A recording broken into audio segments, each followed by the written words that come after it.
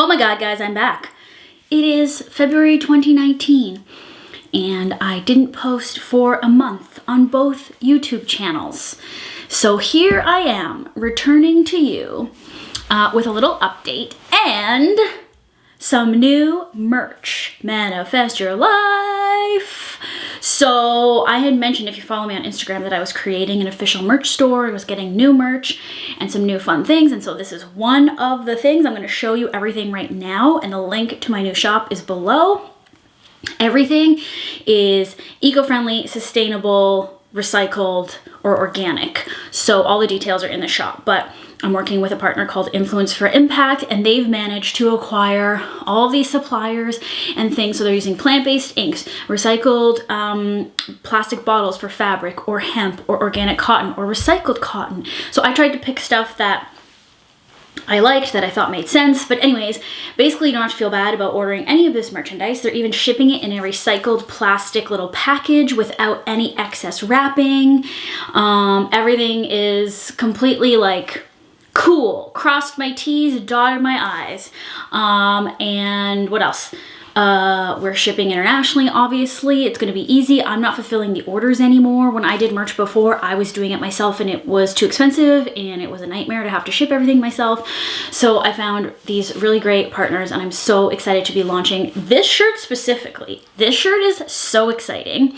So the Manifest Your Life thing is what I say on this vlog a lot, and you hear me say it when like synchronicities are happening or things are happening that are really fun and amazing and things that I've always wanted to happen are starting to happen or unfold for me. And basically what it means is like you are manifesting all the time, moment by moment, whether you realize it or not. So things that are good and things that are bad are manifesting all the time, and you have to be more aware of your thoughts.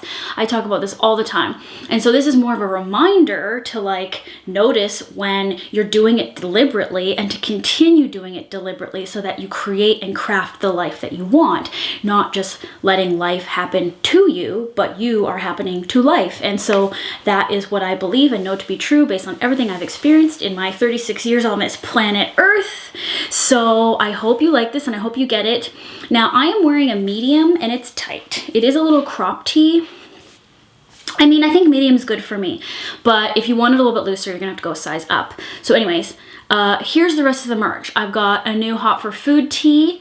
The cat's in the litter box in case you hear that in the background. So I have a new Hot for Food tee. This one is cut slightly long, but it's like a fitted woman's t-shirt. And I brought back the Nooch God collection. So these are unisex t-shirts, which I figured might be the best option. I'm wearing a men's medium in the white, which I kind of like actually, wearing it loose, like more boyfriend style.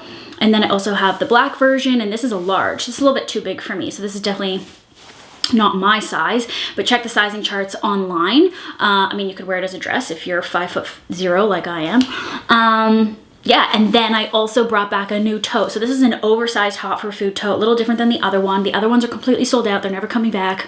This is a new tote.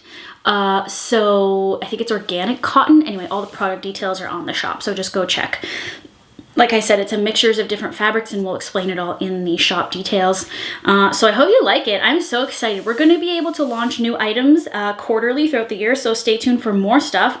Basically, I could offer like another sizing option in this shirt or figure stuff out. It's going to be based on kind of demand and feedback from you. So let me know if you have any feedback. I couldn't launch like, you know, a dozen items all at once at the beginning. I need to kind of like feel people out and see what people want. So obviously I'm going to listen to you. So let me know. Okay. And since it is just before Valentine's Day, you might want to like hint at someone to get you a piece of official Hot for Food by Lauren Toyota merchandise. Okay, so I figured I would just give you that update because that's really exciting. There's a new video on Hot for Food's channel today, and I'll be posting every Wednesday. I just hired some help in the company. You'll probably like never see these people, but anyway, I needed help. Oh, hello. He's not part of the help that I hired because he's lazy. Are you gonna sit down? Sit down so everyone can see you. Don't sit behind me. Yeah, good. Okay. So that's new.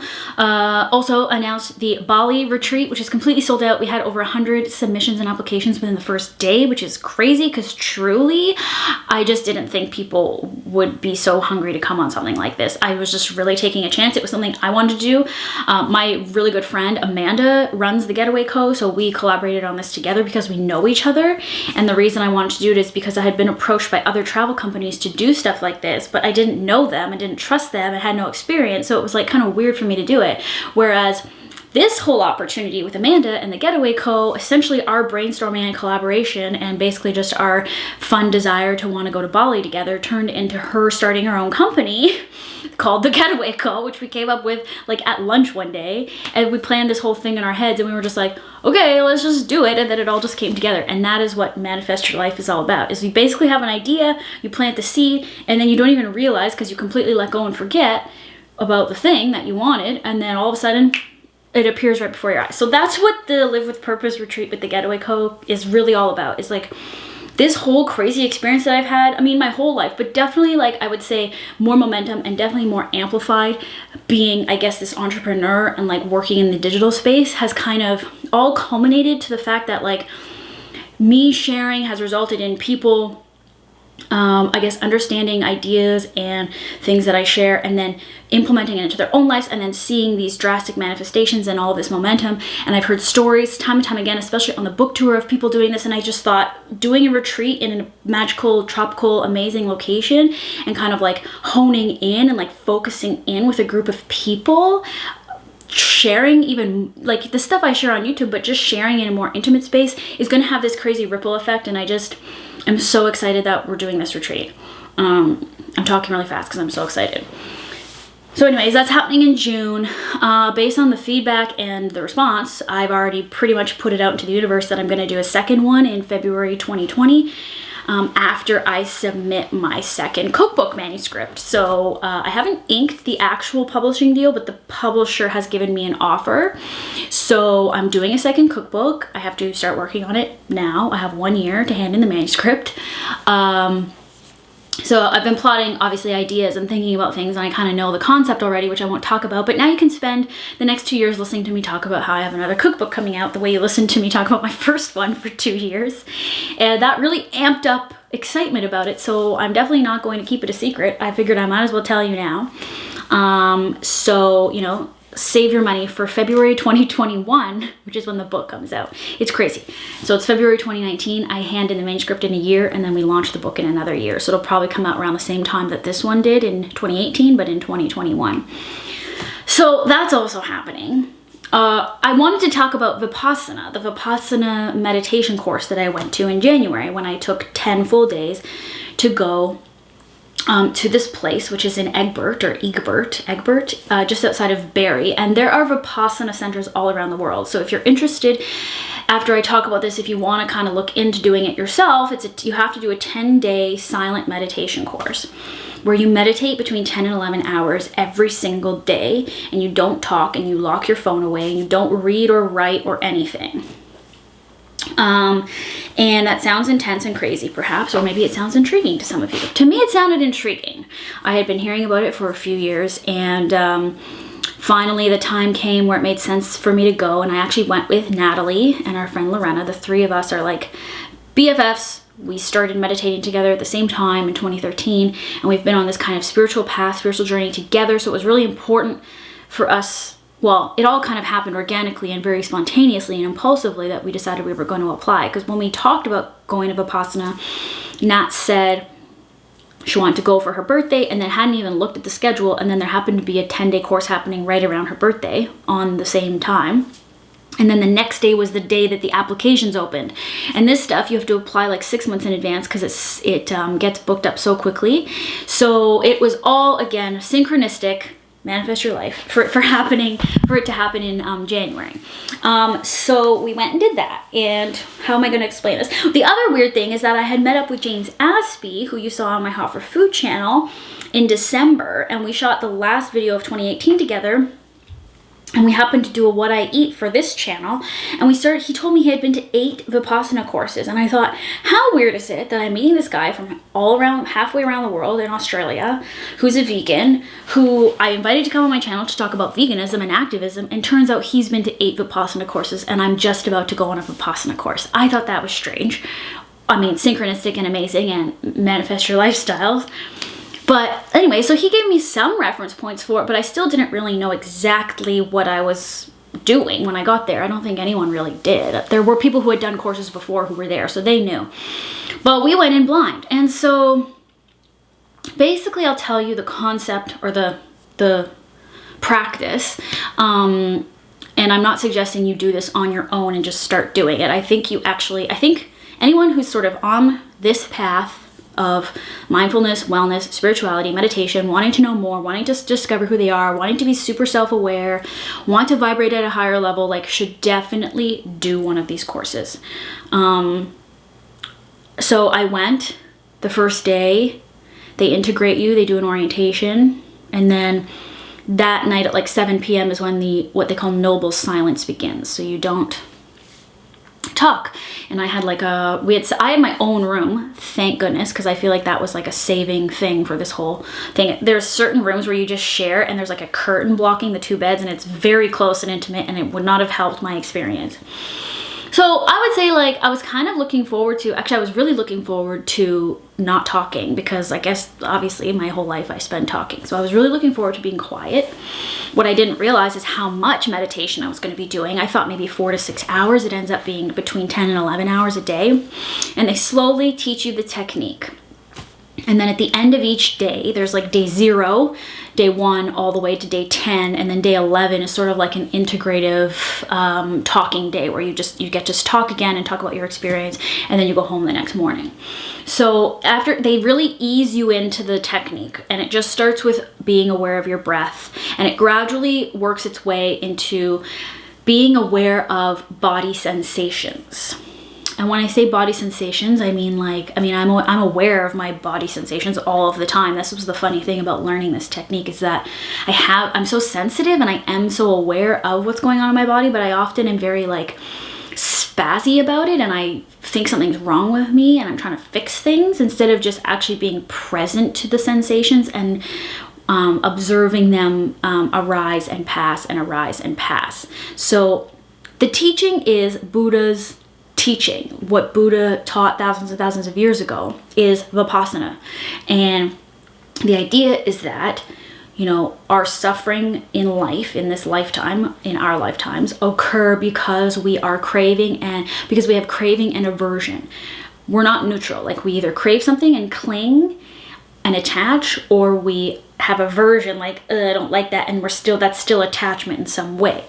And so that's what creates our own suffering. And so it's kind of, it is the exact same concept as Abraham, in that all there is you and you are causing everything that's happening to you, and you need to stop creating your own suffering and misery by attaching to things.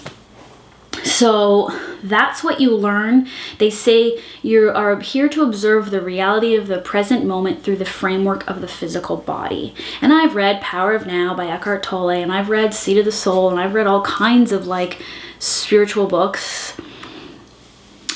And what's interesting is and I've even read, what's that other one by Michael Singer?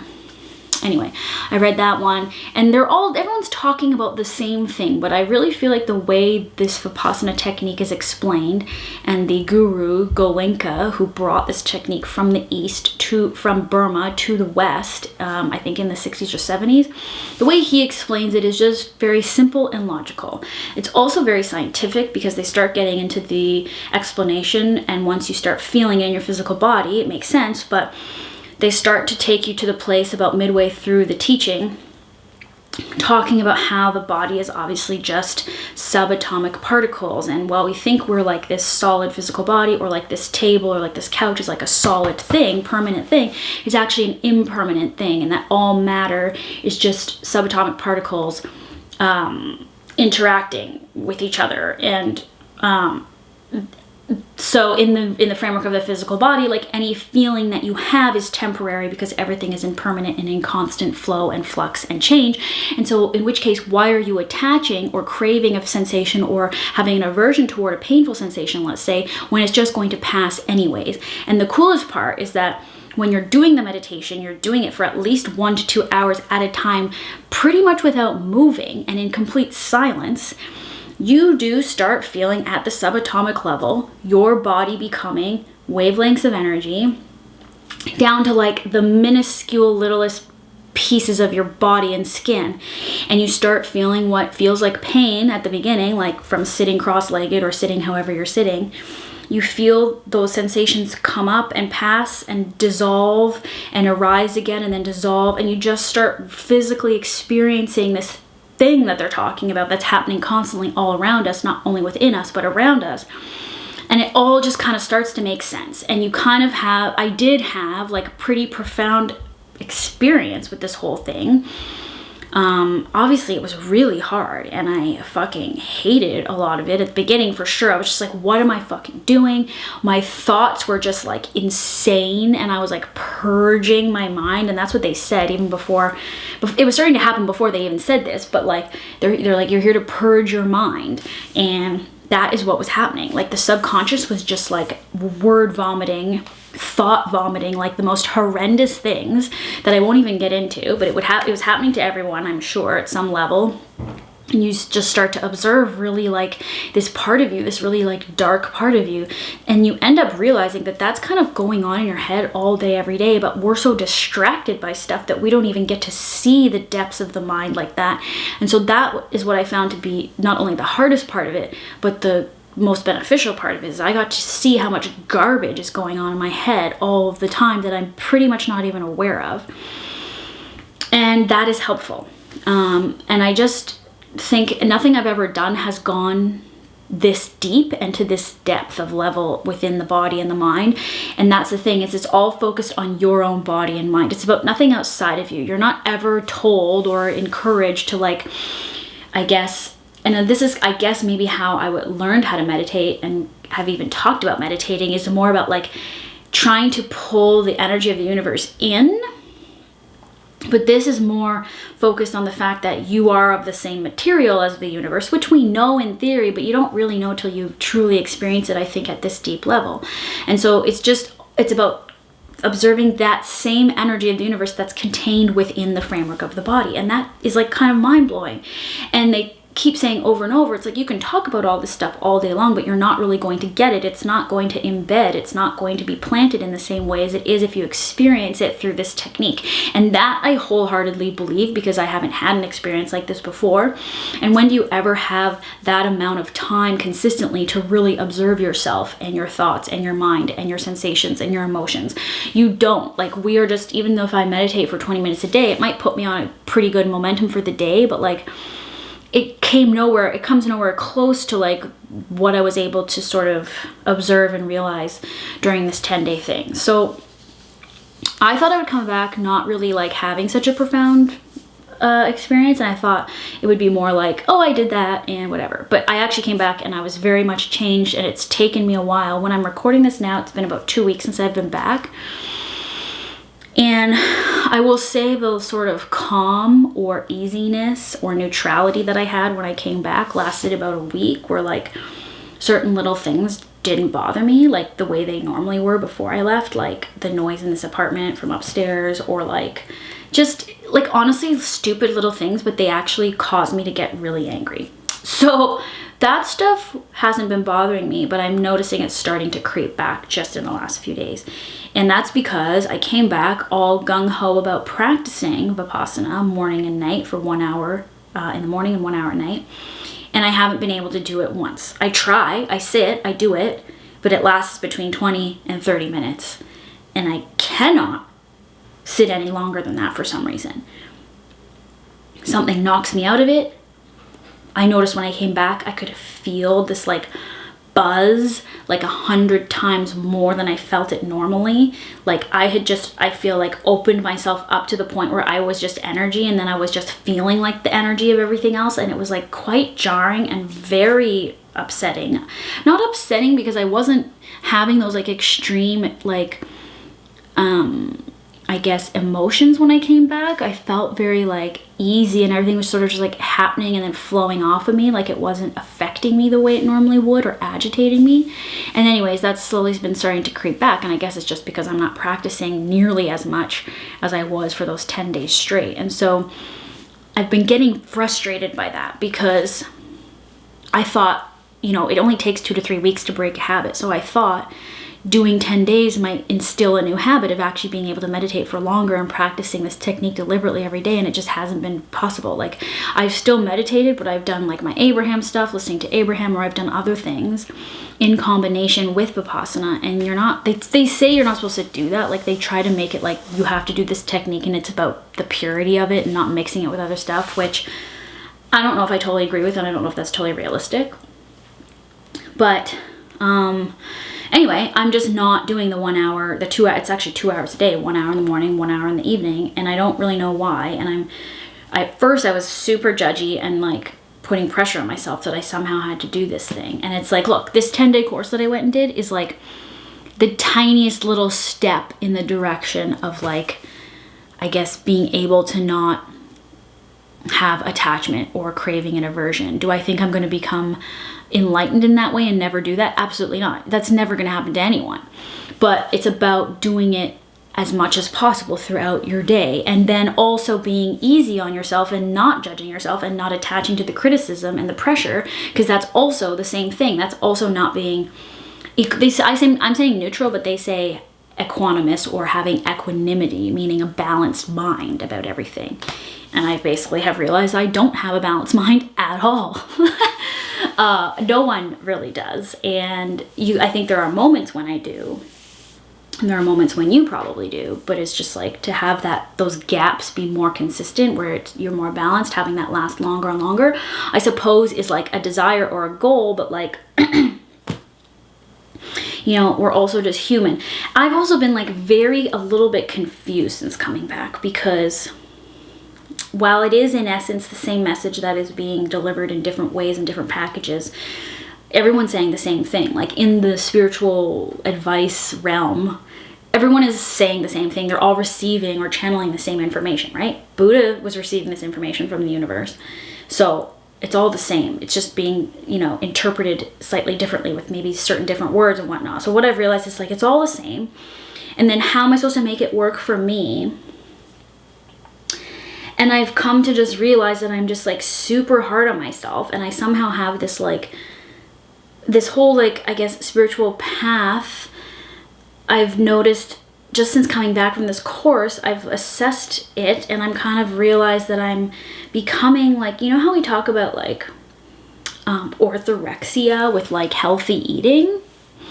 There's something that admittedly I will tell you with this spiritual path that I have this craving. I have this craving to be more calm and balanced and have equanimity. And then what I'm realizing is I'm clinging to the idea or the pressure or the perfectionism of having to be that way all the time, as opposed to just accepting how I am. Like, I so badly want to fix my neurosis and my anger and all these things that it's like now I'm just clinging to like these tools and like these practices as a way, thinking it's going to fix me, when I really have to realize there's nothing to fix. And so this is just like, there's so many layers to this. I'm trying to just like not talk too much, but like that's essentially what I feel like I'm going through after this experience. And I feel like this experience is just going to sit with me for so long, and there's going to be so many like things that come out of it, because that's what it's been like for the last 2 weeks. And I'm trying again to just like,